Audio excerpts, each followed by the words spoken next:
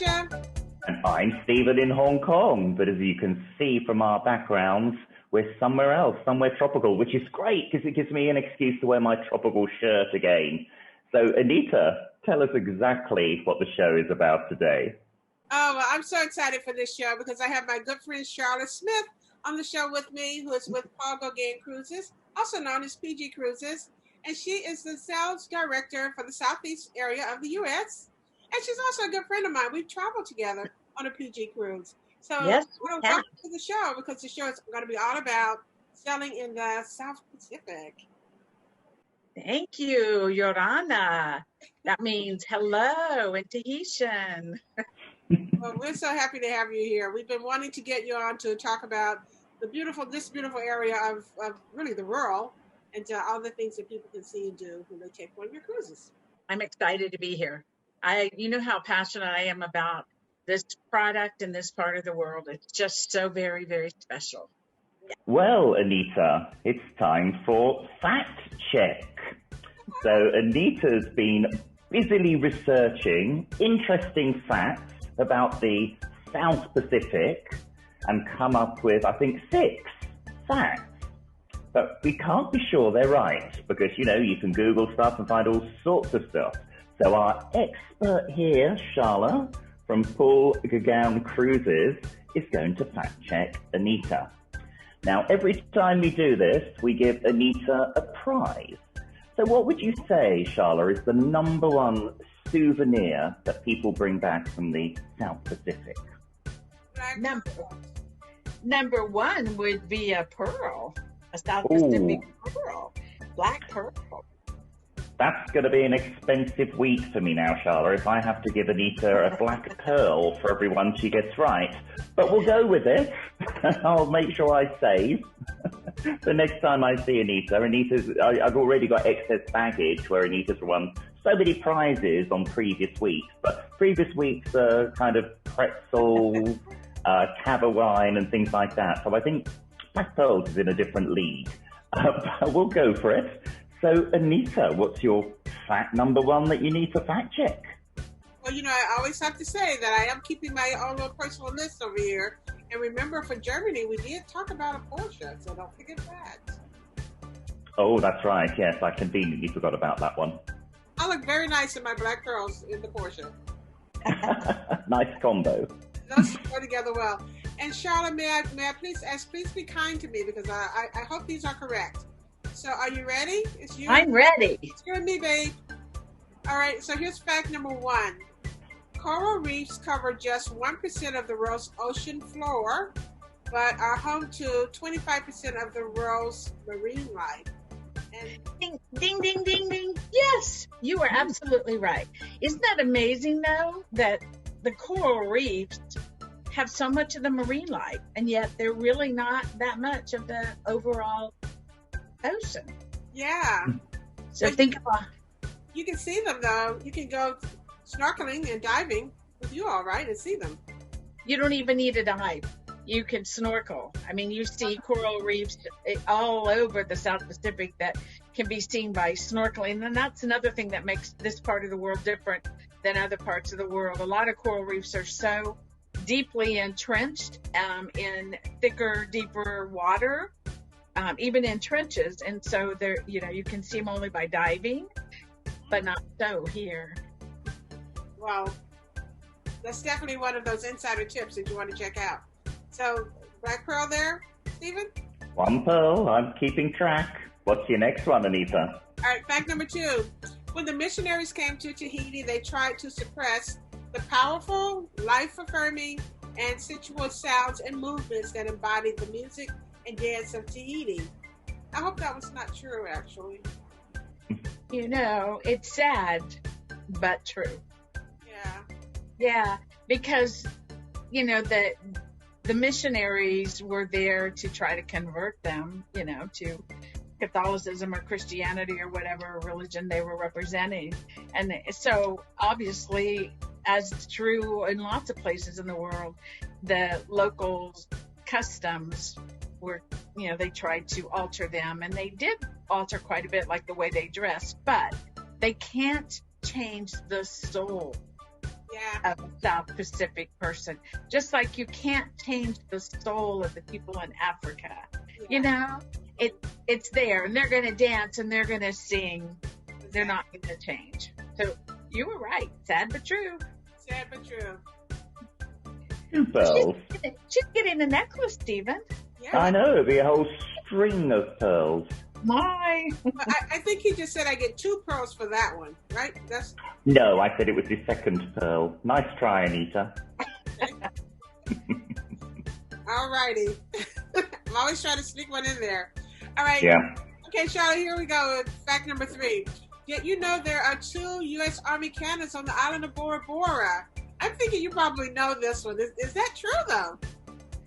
It is true, and I have been to the top of that hill to see those cannons, and what a lovely view you have. You've got this incredible view. But yes, after Pearl Harbor was attacked, we built a little garrison there and had some, men stationed there with the cannons should they ever need to be fired, and they were never fired. So the lovely people of French Polynesia are always very grateful to Americans because we protected them, even though we didn't have to fire a shot. Yeah. That's a good news one. Yeah, there's a lot of World War II history throughout the South Pacific. That's partly why we focus on that, because there is that's another whole type of trip. People return just like they do to Europe. To the battlegrounds there of World War II. They do the same thing in the South Pacific, and a stop in Bora Bora, a stop in Guadalcanal, etc. So this would be a World War II heritage site. Well, Charlotte, that's also another good insider tip that I always talk about theme travel. So someone who is a historian or a World War II, buff, that kind of thing, could definitely come and see quite a few things here, because I think people do think just of Hawaii. Right. And it's not just Americans. A lot of Asians travel and see the World War II history too, just like the Europeans. So it's something that the whole world shares together, remembering that World War and hoping we never have it again. Absolutely. Well, this fact check is great because we're getting an idea of the diversity of the South Pacific and all the different things you can see there and different reasons to go. That's so right. You're on 3 pearls, Annita. Go for your 4th. All right, here's number 4. So I often look back through my passport, and the stamps bring back lots of memories. And I also have one of a foot, the shape of a foot. So there's a 1-foot island where you can get this. So I know this to be a true fact, but I just wanted to share it with you so we could talk about it a little bit. Yes, we both have that stamp. That's why it's true.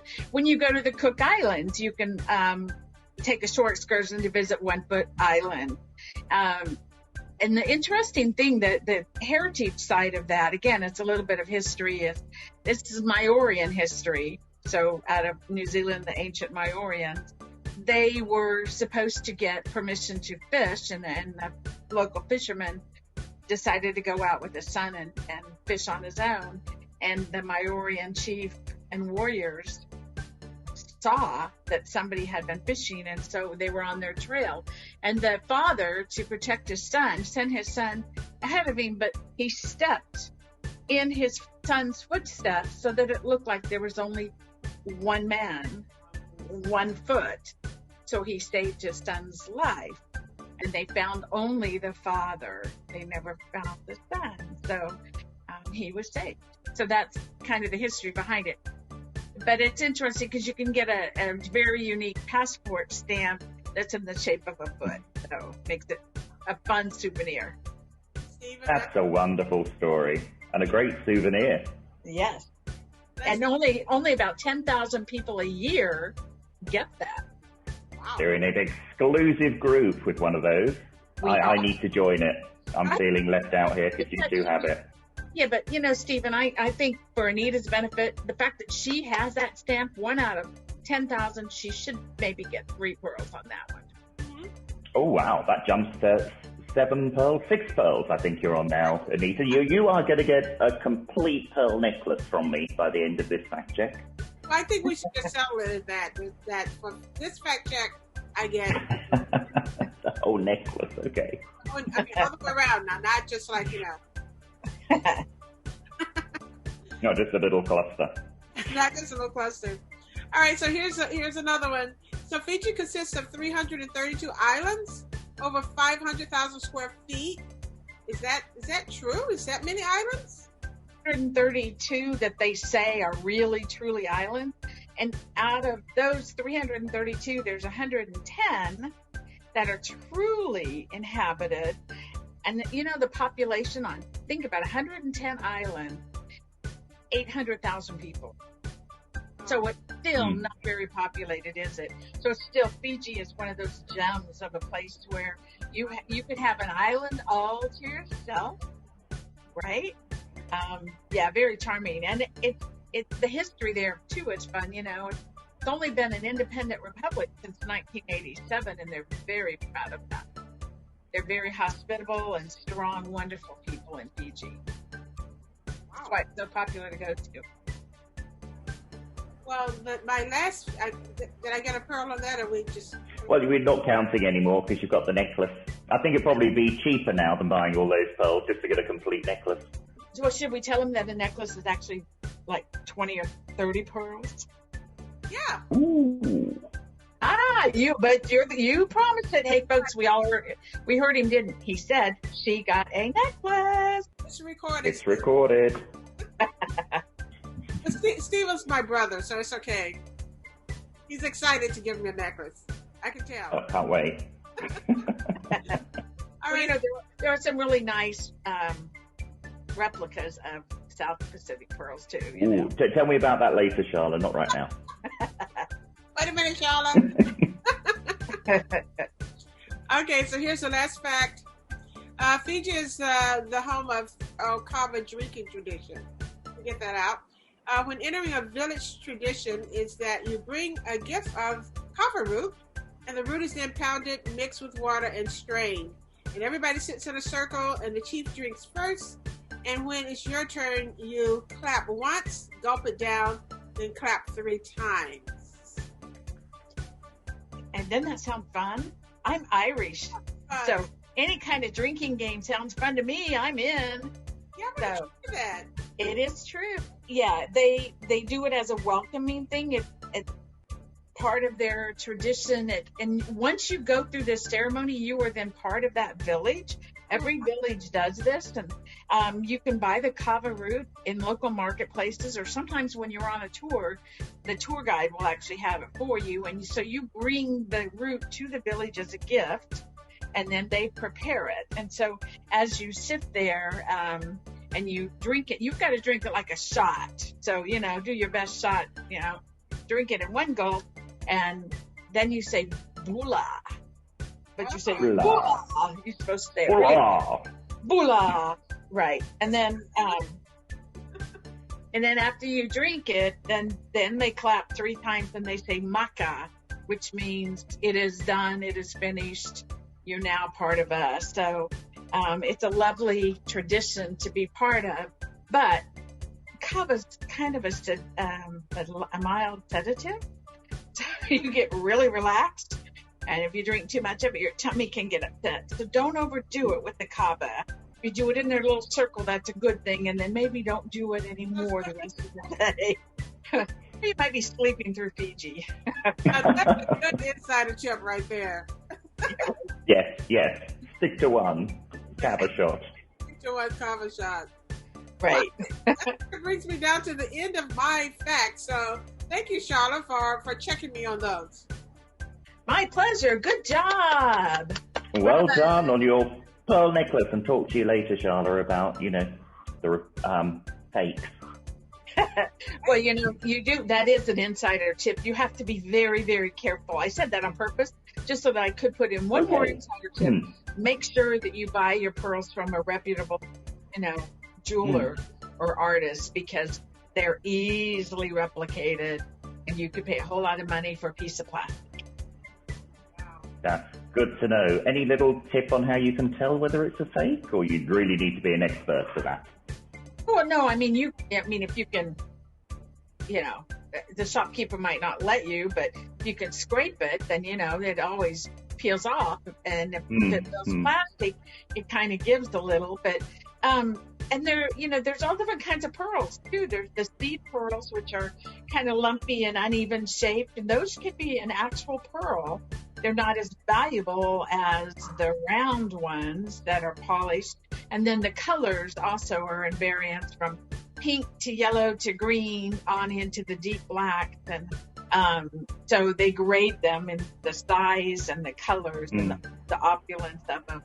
But, you want to go to, I always have people go to a reputable pearl place for, like in the international marketplace of Papiete upstairs. There's some wonderful little artists that have shops that they have such unique designs, but they also can teach you. Or you can go to a pearl, and they'll teach you as well how to recognize, the best quality in the pearl. But you get the best value for your money. I'll be happy to go with you, Annita. I know a great pearl farm in Ta'a. We can go over there and check it out first. Yes, absolutely.